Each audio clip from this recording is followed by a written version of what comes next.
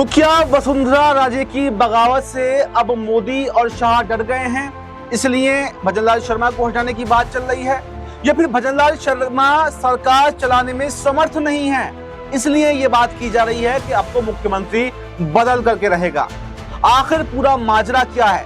क्या मोदी शाह को पर्ची वाला सीएम भारी पड़ गया है, या वसुंधरा की बगावत जो है वो भारी पड़ी है?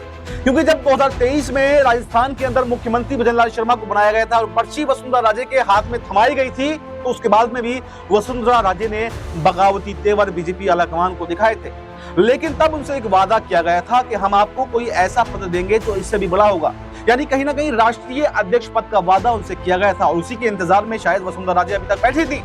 लेकिन अब उस पद की रेस में भी वसुंधरा का नाम सामने नहीं है, यानी वसुंधरा राजे के साथ में कहीं ना कहीं धोखा, गद्दारी की गई।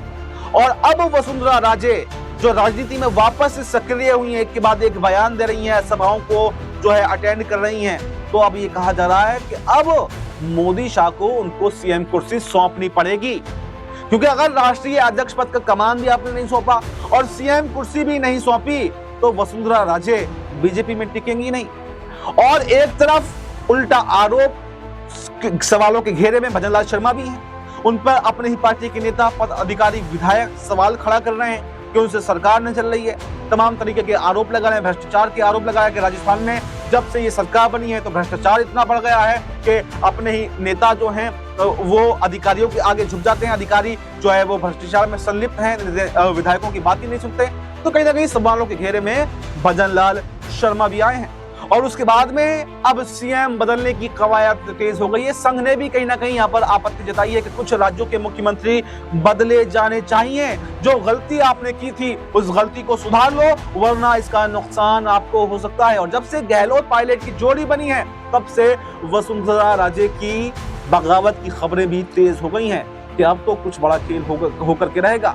तो ऐसे में क्या अब मोदी शाह भजनलाल शर्मा को हटाकर सारी बगावतों को रोक देंगे, वसुंधरा राजे को मुख्यमंत्री बना देंगे, या फिर वसुंधरा को अभी भी कमान नहीं सौंपी गई तो फिर राजस्थान में बड़ा उलटफेर हो सकता है और कहीं ना कहीं क्या कांग्रेस की सरकार भी बन सकती है।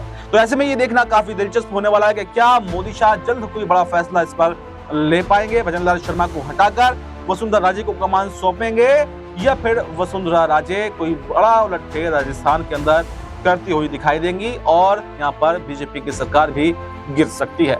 इस रिपोर्ट में फिलहाल इतना ही। इस पर पूरी रिपोर्ट पर आपकी क्या राय है? आपकी जो भी राय हो कमेंट बॉक्स में जरूर दें और फिलहाल हमें दीजिए इजाजत। नमस्कार।